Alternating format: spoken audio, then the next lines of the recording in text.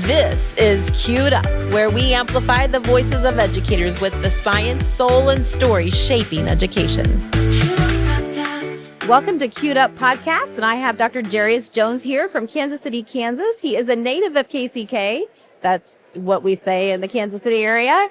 And he has worn many hats, and he currently is in HR at the Kansas City, Kansas School District. And I'm actually going to have him tell me all of the roles he's held, because I know he has a long history there, and we are so excited to have him on the show. Welcome. Thank you so much, Tracy. I'm glad to be here. It's exciting. It really is. You can kind of hear the hubbub. Oh, you can hear that. We're in the ASPER conference, and you can't get any better than that. Exactly. So would you mind telling me what roles you've held in the education system? Absolutely. In 2001, I started my journey as an educator at Wyandotte High School. It's kind of the flagship school in Kansas City, Kansas, the oldest high school in the city. I started there as a math teacher, and my route to education, you might get to that a little bit later on, and we can talk about that. But I served there for 7 years, and then I served 7 years in the district as an instructional coach. I served as a math instructional coach, math science. But I got a chance to serve at my alma mater, got a chance to serve at the #1 school in Kansas, Sumner Academy of Arts and Science. I also had an opportunity to serve at Washington High School, which was my father's alma mater. And so, and of course, Wyandotte was my mom's alma mater. So I got a chance to serve throughout. And after that, I took a few years at some other districts in the city and served as an administrator or vice principal at Northeast High School in Kansas City Public Schools on the Missouri side, and then served as a principal at Martin Luther King Jr. Elementary School in Kansas City Public Schools. Did that for 2 years, and then for another 2 years, I served at Central Middle School in South Kansas City, a very small school district. And then I spent 3 years serving in the Shawnee Mission School District as a director of classified human resources. And then I was able to return back into 2024 to home.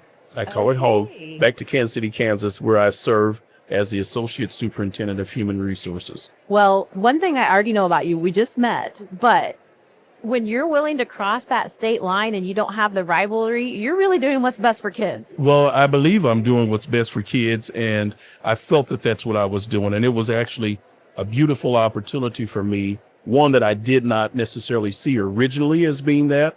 But it turned out perfect because I was able to see what the world looked like in other spaces and other districts. And what I learned was that the people in Kansas City Public Schools in Kansas City, Missouri, were doing the same hard work that we were doing in Kansas City, Kansas. And that was to try to meet the needs of our scholars, those who need it the most, who are many times underrepresented. And so it was great to be a part of that wave, and then to see where that school district was, which was an unaccredited school district that had high turnover with its superintendent. To see a superintendent stay there for many years and be committed to bringing that school back to an accredited state was absolutely phenomenal. So it was great to be a part of that work. Yeah.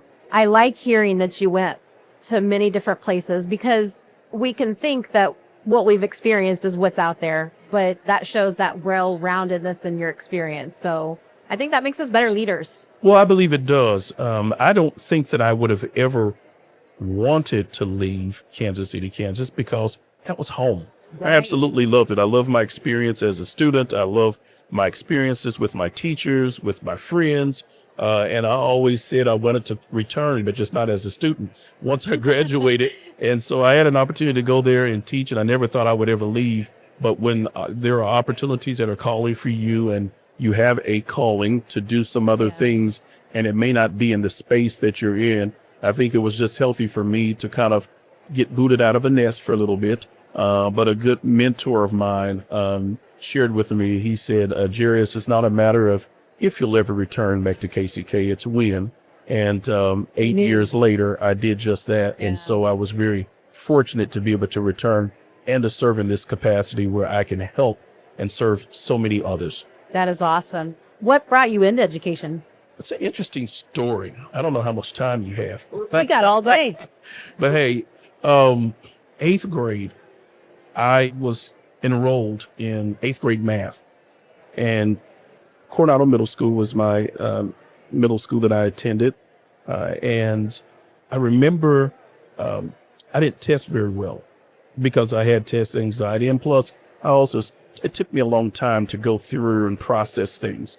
Yeah. It wasn't that I couldn't get it. I just needed the time to get it.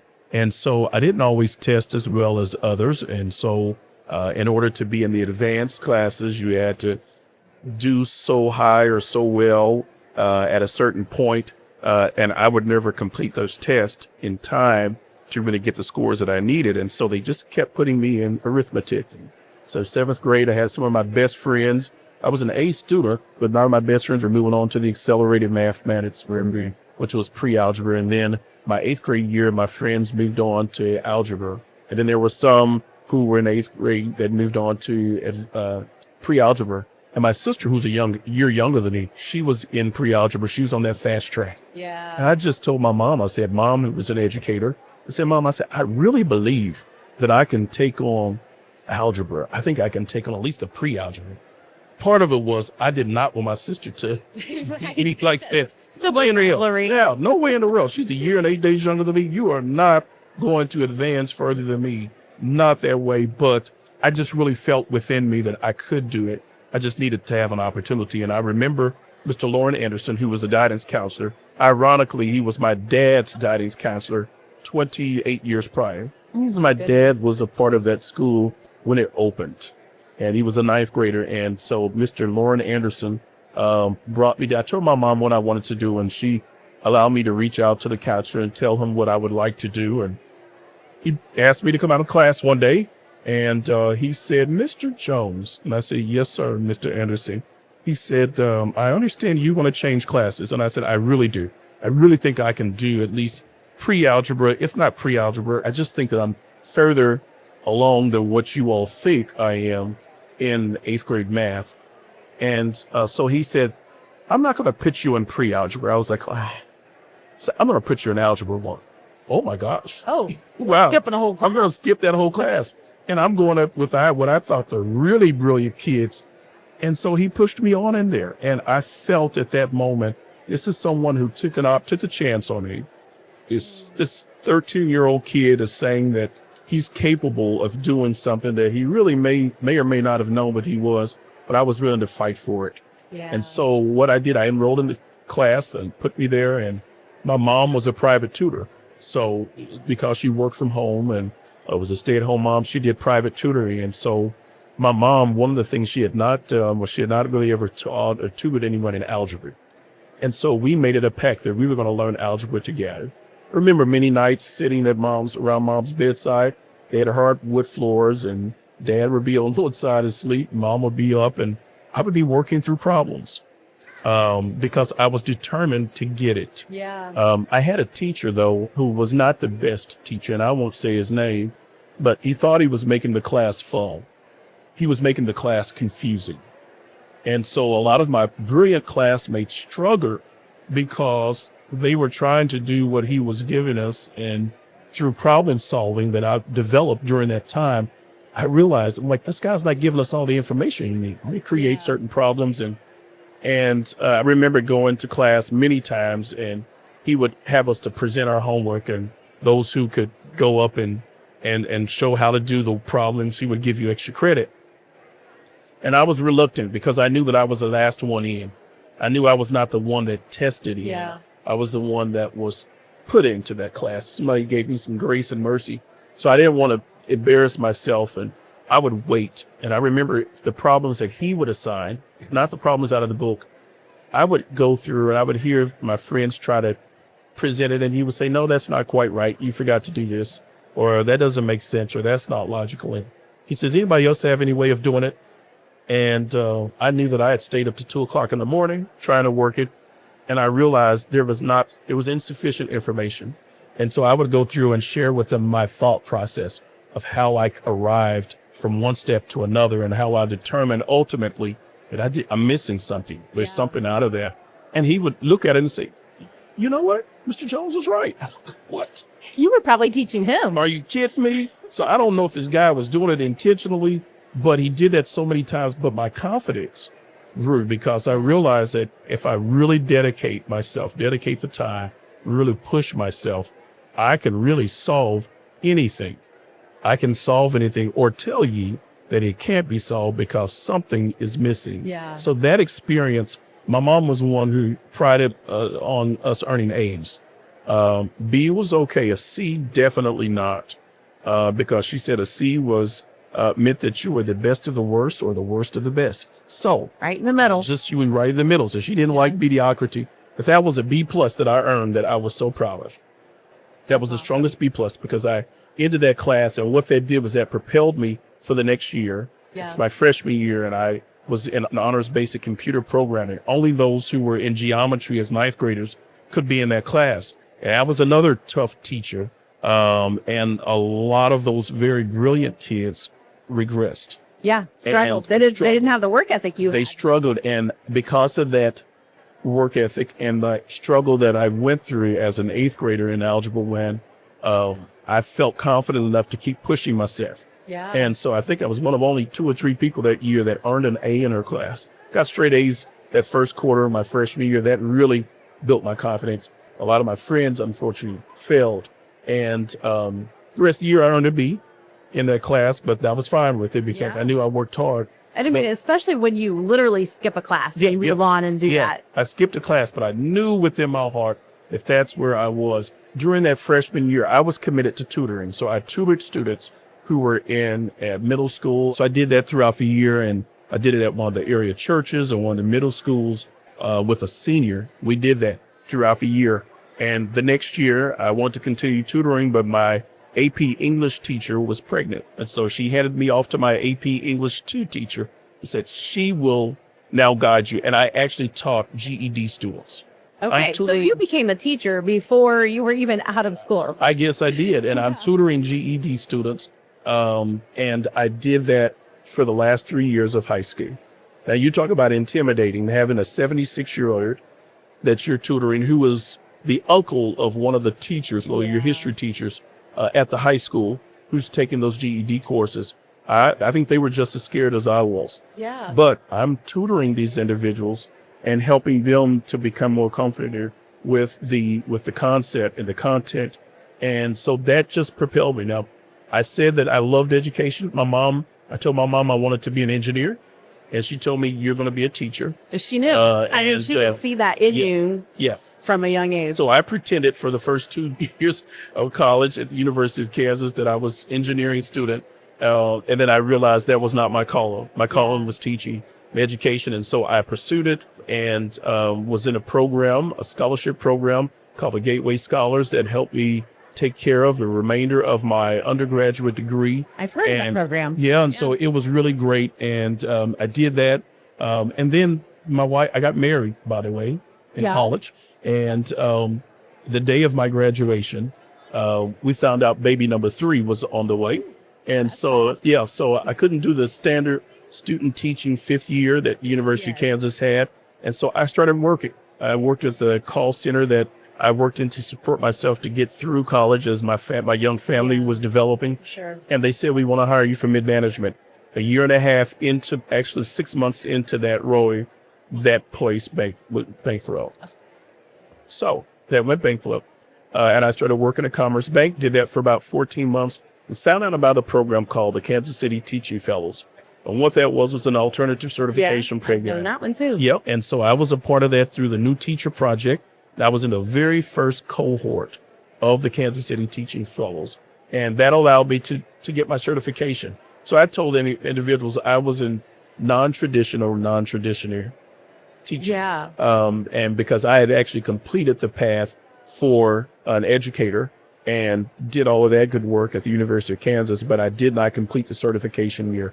And by completing that certification year, that allowed me to go through that. And so I started that in 2001 at the very first cohort of that. And I started teaching math for 4 years at Wyandotte High School, had a gap year and went to the Kauffman Foundation and served for Kauffman Scholars Corporation Incorporated. And then I went back and taught 3 more years and then became an instructional coach. Before we continue, this episode is sponsored by Q360 Workforce Solutions. If you're a leader listening, you already know the problem. Q360 helps districts get ahead of the staffing and support gaps. This isn't about looking good on paper, it's about keeping schools steady. All right, back to the conversation. Well, let me ask you this. Most people don't start out that way. I mean, that's a very unique story. Very. So how do you, in the role you're in now, how do you get educators to come on board? Or to even inspire the staff that are not certified yet to come on board? What do you do? Well, number one, I tell my story Yeah. and I let them know. But first and foremost, you have to feel called to do this work. You know, as an educator, as I would tell individuals when I would speak to them at other teaching fellow informational sessions, if this is not for the faint of heart, it's not a role that you want to take. If you're going through a midlife crisis, this is not the career to pursue. It'll push you over the edge. And it'll push you deeply over the edge. But if you know there's something inside of you that's told you that this is going to bring fulfillment to you and that this is going to change and impact your life, and not only your life, but the lives of others, this right here is the career that you should pursue. And I encourage individuals to maybe pursue becoming a para, a teacher's aide. Yeah. Or, just see, first of all, do you have a temperament for education and for classroom? Yeah. Because I have friends who I think are very talented and gifted, and I think they would be amazing teachers, but they tell me I don't have that. I'm not built that way. Yeah. And mine is not that way. I don't care about other people's kids the way that you do. Yeah. But you have to be willing to care. You also have to be willing to see scholars as you would want someone to see you. And I always say this, that I always put the face of Misha, Jarius, Olivia, Alexandria, and Victoria. By the way, after number 3 came, we had 2 more. So we have 5. I always put their faces on the scholars. Yeah. Because I wanted to make sure that however I was teaching, that it was a way in which I could imagine my children and my nephew, who at the time was my first child, nephew Jamie. I wanted those scholars to receive what I thought was the absolute best. So we talked about that you're a KCK native and you've come back to home. Why was that important to you? That little county in Kansas is the smallest geographically designed county in Kansas, just in the little corner, northeast portion of the state. And it gets a bad rap. It gets a bad rap. It's not what our neighbors are in the county south of us, which is probably one of the most exclusive counties and nicest counties in the country. But we are a hardworking community. There are many bright stars that have come out of that community and out of that county and out of that city and out of the school district. Yeah. And that message gets suppressed and individuals focus on the negative. And so it's almost like my fellow dots, as we call ourselves, or Wyandotte County, we have this little edge, this little chip on our shoulder. We want to show and prove that there is something good that comes out of Nazareth. I'm sorry, I mean Wyandotte County. You see what I did there, Tracy? I saw what I'm not you trying did. to preach on him. I saw what you did. Yeah, I am a preacher, but I'm not trying to do that. Not today. Yeah, not today. Not today. But Not today. No, there we go. There we go. And I'll just take 5% off the net. Okay. But anyway, so no, but I wanted to prove that yes, individuals can matriculate through, and that's the proper way of using that word, matriculate through an urban school system, receive a public education, and be successful. Absolutely. And also because someone took the time to do it for me, for my siblings, for my parents, for my aunts and uncles, and then for my children, I felt that I owe that to the next generation. Yeah. And I wanted kids to feel like I felt. I had the Merle Youngs, who was my honors biology teacher. I wanted the Sharon Showalters. I wanted the Kim Appleberries. I wanted those various teachers that believed in me, and Jean Nye, who saw something great in me and who pushed me.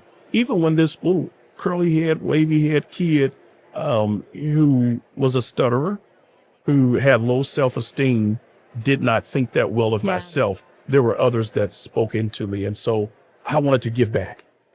Well, and I think, just what you said. You described what you wanted. And I have to think that you have arrived because you're award winning as well, right? Maybe award winning. So tell me, I want to hear just a short snippet on the piece that you and your siblings, the award that you've won. So tell us about that. Of all of the recognitions that mean anything to me, it's the one where your home recognizes who you are and what you've done and the contributions. I was inducted into the Kansas City, Kansas Public Schools Alumni Hall of Fame, which was like, it's like a Hall of Fame, but we call it Reasons to Believe. And I was nominated. I was privileged to create what was called Math Relays in Kansas City, Kansas, with another colleague and schoolmate who graduated a year under me from the same high school, F.L. Schlegel High School, home of the Stallions, class of 93. I mean, you go all the way. Oh, I go all the way deep, yes, and it's a real thing in the district. We talk about it. But I graduated from there, and we started Math Relays, and that Math Relays program allowed our scholars who once thought or felt that math was not for them. And we made it into a fun competition to where we had at one time, over 1,300 students, 6th through 12th grade students coming on a Saturday morning in February to take math tests. All because of 8th grade. And You just not want your knows. sister. That's to beat right. you. I didn't want her to beat me. And what's ironic is there was a small little math relays competition when I was in high school. There were only 3 of us that competed. A young lady who was a year ahead of me, myself, and my sister who was a year under me. You were going to say your sister. I got first place, she got second, and the young lady who was ahead of me got third place. Very so it was kind of fitting that we started that program. But to have your school district to honor you and to say, Absolutely. you're serving at that time as an instructional coach, and they say that we are so proud of what you've done and what you've accomplished and how you've represented our community, our school district. It meant the world to me, and it meant the world. I have a photo that has some very important people that are in that photo who are no longer with me. My parents, my grandfather, my maternal grandfather, my pastor, and several others, that my brother, they were no longer with me, but that were there to support me. And then to see my brother after he had passed away, he was nominated posthumously. And he was a gospel saxophonist as well as an educator, a music educator. And then my sister, who's an engineer, she also was nominated and recognized a couple of years ago. Wow. So the 3 of the 5 Joneses are in that. And That is awesome. And I think mom and dad would be beaming. My mom was very, very proud. So was my father of what we've done. But I wanted to show that hardworking blue collar family members, you don't have a lot of money, but I had a lot of love and a lot of faith in us. That little home on 64th Street in Kansas City, Kansas, could produce those individuals who've made contributions to society and contributions to our own little world. It means a lot. Absolutely. I think of my dad and his family moving from Holly Springs, Mississippi, for his sister who had polio, and to move away from some things that they were dealing with, and my mom's family moving from Dumas, Arkansas, to make sure that their children no longer had to work in the cotton fields and to be a sharecropper by the time that they were school age, even though those grandparents didn't have but a 7th grade education. To see where we are now and to see where our family has developed, it's produced educators. My mom's an educator. My dad's older brother was an educator. His older sister was an educator. They ended up becoming doctorate of psychology attorneys, and others who served. Another uncle that served in the state capitol under a governor many years ago. To just see the path that's happening, you're very humbled and you're very honored, and I consider it to really be a blessing. Has it been easy? No, it's not. Yeah. And if someone had told me that this was the path that was scripted, I would have told them they were crazy. Right. But would I do it over again? I absolutely would, because it has been extremely fulfilling. And what better role than to support those who are going to make their own paths in the future. And they can come back and say, as I've had some students that I've seen recently, so what did I tell you when you were in my class? That you were the best doggone math teacher that we will ever have. And I told them that. Did I believe it? I don't know if I believed it, but I felt that they were going to get the best experience possible because I was giving my all. And I asked them later on, I said, did I meet that criteria? You absolutely did. That's awesome. We look forward to coming to the class. And so that's what I wanted. I wanted scholars to love school, to love education as much as I did, because I love the student experience. Well, I would say that Kansas City, Kansas is blessed to have you back on our staff, because somebody that's as passionate about a school district and passionate about teaching students as you are, I mean, how could that be a bad thing? That's got to be a good thing. So I thank you for the service that you're doing. And I know your parents are looking down and they are super proud of everything all of you have done. And I just appreciate you coming on today and sharing your story and your passion. I mean, that shines through everything that you have said. So thank you, and we'll stay connected. Tracy, thank you so much. I appreciate this opportunity, and I hope that others that listen to this, those who are thinking about education and have not quite made that decision, I really want them to do some deep soul searching and to see, can they make an impact on scholars? We need the human capital serving. There's shortages everywhere. We need compassionate individuals who are talented and gifted in their own areas, who have a desire to support schools and scholars. And it's whether or not if you are serving meals or if you're teaching classes, we need you. We definitely need you. Absolutely. But thank you for what you do. I wish you all the best. Thank you. Appreciate it. Thank you. Thanks for listening to Queued Up. Follow and subscribe to stay queued up for what's next.